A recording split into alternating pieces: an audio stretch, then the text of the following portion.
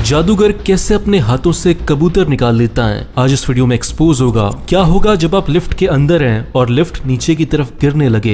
एक ऐसी गाय जिसके कंधे पर पाँव है, ये इस लेडी के सर पर क्या उगा हुआ है। ऐसे इंटरेस्टिंग फैक्ट्स और किस्से कहानियों को जानने के लिए, सुनने के लिए देखते रहिए वीडियो लास्ट तक। चैनल सब्सक्राइब नहीं किया तो कर लो। फैक्ट नंबर 7, जादूगर अपने हाथों से कबूतर को कैसे निकालता है, मैं बताता हूँ। बहुत सिंपल है। देखो, पहला पॉइंट ये है कि जो आप जादूगर के हाथ में पंख देख रहे हो, वो पंख बना है एक ऐसे पेपर से जिसे बोलते हैं फ्लैश पेपर। अब फ्लैश पेपर की एक खासियत होती है कि जब भी उसे जलाया जाता है तो वो बहुत जल्दी जल जाता है और हवा में गायब हो जाता है, उसकी कोई राख नहीं बनती। ये एक ऐसा पेपर होता है जिसे सारे जादूगर यूज करते हैं। दूसरा पॉइंट ये है कि जादूगर के हाथ में एक अदृश्य धागा होता है जो जुड़ा होता है कबूतर के साथ। तो वो जादू दिखाने के टाइम पे जल्दी से करता ये है कि जो पंख बना है फ्लैश पेपर से, इसे जलाता है और एक आग पैदा होती है। और ये आग इसलिए पैदा होती है ताकि 1 सेकंड के लिए आपकी आंखों को भ्रमित किया जा सके, और उसी 1 सेकंड में वो आग के पीछे से धागे को खींचता है और कबूतर बाहर आ जाता है। और हमें ऐसा लगता है कि कबूतर हवा में से निकला है, जबकि ऐसा नहीं होता। फैक्ट नंबर 6, जो आजकल के टेररिस्ट होते हैं वो यूज करते हैं सुसाइड बॉम्बर्स जो कहीं भी जाके फट जाते हैं। लेकिन क्या आपको पता है कि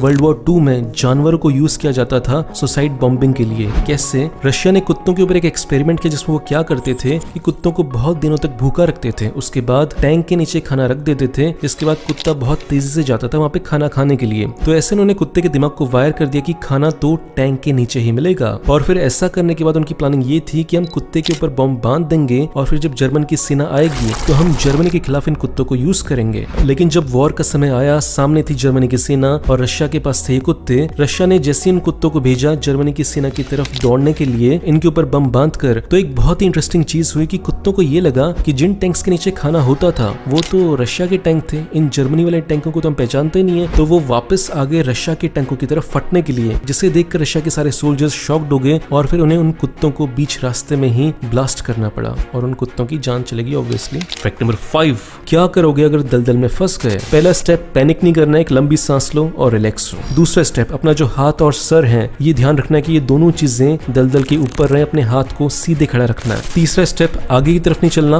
पीछे की तरफ धीरे धीरे चलना है, क्योंकि आगे की तरफ गए तो दलदल और गहरा हो सकता है। नंबर 4, आपने ऊपर जितने भी कपड़े पहने हुए हैं या बैग पहना हुआ है उसको उतार कर फेंक दो। आपका बॉडी का वेट जितना हल्का होगा उतना अच्छा होगा। नंबर 5, ज्यादा मचलने की कोशिश, ज्यादा स्ट्रगल करने की कोशिश ना करें, क्योंकि जितना ज्यादा स्ट्रगल करोगे दलदल आपको उतना ही नीचे खींचेगा। नंबर 6, जैसे जैसे आप धीरे धीरे पीछे की तरफ जाते जाओगे तो आपको ये सर्च करना कि आपके आसपास कोई पेड़ की टहनी है या कोई दोस्त है जो आपको हाथ दे सकता है। नंबर 7, जब दलदल से बाहर निकल रहे हो तो पहले अपने एक पांव को उठाओ अच्छे से, उसके बाद ही दूसरे पांव को उठाओ। नंबर 8, आपको जैसे ही आसपास की झाड़ियों से कोई लकड़ी मिलती है तो उस लकड़ी से ऐसे लेट लेट के बाहर आना है, जिससे कि आपका सरफेस एरिया बढ़ पाए। जितना सरफेस एरिया आप बढ़ा पाओगे, जितना लेट पाओगे, उतना ही बाहर निकलने के चांसेस आपके बढ़ जाएंगे। फैक्ट नंबर 4, ये फैक्ट सुनने के बाद बहुत दुख हुआ, लेकिन ये फैक्ट सच है कि हंगर इंडेक्स में इंडिया पाकिस्तान से भी नीचे जा चुका है। इसका मतलब क्या होता है? इसका मतलब ये होता है कि 5 साल से कम उम्र के बच्चे को खाना सही से नहीं मिल पा रहा है, जिसकी वजह से वो मालनरिश्ड है।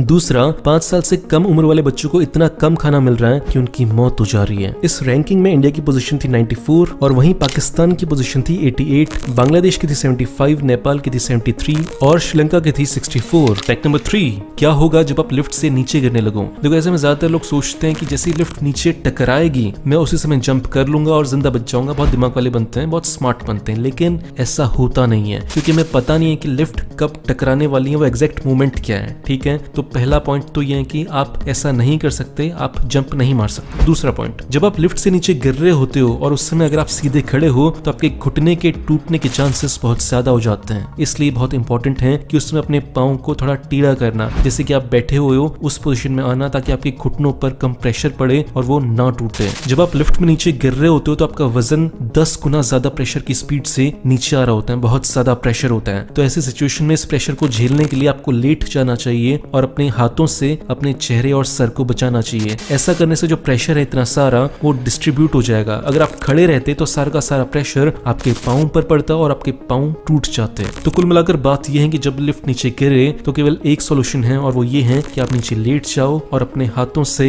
अपने चेहरे और सर को बचाने की कोशिश करो। फैक्ट नंबर 2, एक ऐसी गाय जिसके 4 नहीं 5 पाँव है। ये होता है एक बीमारी की वजह से जिसे बोलते हैं पोलिमिया। ये इंसानों में भी होती है और जानवरों में भी होती होती हैं। इस बीमारी में या तो एक एक्स्ट्रा हाथ या एक्स्ट्रा पाँव निकल आते हैं। इस गाय को इस पाँव की वजह से कोई प्रॉब्लम नहीं होती, इसलिए जो इसके फार्मर्स हैं उन्होंने सोचा कि इस पाँव को नहीं निकालते, जिसकी वजह से इस गाय को देखने के लिए दूर दूर से लोग आते हैं। फैक्ट नंबर 1, चाइना की एक लेडी है 87 साल की, जिनका नाम है लियांग। आज से 2-3 साल पहले उनको अपने सर पर कुछ उगता हुआ दिखाई दिया। उन्होंने ध्यान नहीं दिया, वो छोटा सा था। फिर एक बार क्या हुआ कि अचानक से उनके हाथों से वो चीज टूट गई और फिर उसके बाद वो चीज बहुत ही खतरनाक तेजी से बढ़ने लगी और बढ़ते बढ़ते आज इतनी बड़ी हो गई है। ये चीज बनती है एक प्रोटीन से, जिससे हमारे बाल और हमारे नाखून बनते हैं, लेकिन जब उस केराटिन प्रोटीन की मात्रा बढ़ जाती है बॉडी में तो ऐसी बीमारियां सामने आती हैं। इस बीमारी की वजह से लियांग को रात को सोने में बहुत दिक्कत होती है, क्योंकि बहुत खुजली होती है और बहुत दर्द होता है। लेकिन अच्छी बात यह है कि डॉक्टर्स ने सॉल्यूशन निकाल लिया है इसका एक ऑपरेशन होगा, जिसके बाद लियांग पहले जैसी हो जाएंगी। दोस्तों, वीडियो के लास्ट में मैं आपसे केवल एक बात बोलना चाहूंगा कि वीडियो अगर अच्छा लगा तो 2 काम करो। पहला तो इसे लाइक करो, दूसरा इस वीडियो को अपने दोस्तों के साथ शेयर करो, ताकि उनको भी पता चल सके कि आप कितनी इंटरेस्टिंग चीजें देखते हो। बाकी ऐसा करने से जो मेरे चैनल को सपोर्ट मिलेगा उसके लिए थैंक यू। मिलते हैं अगले वीडियो में, बाय।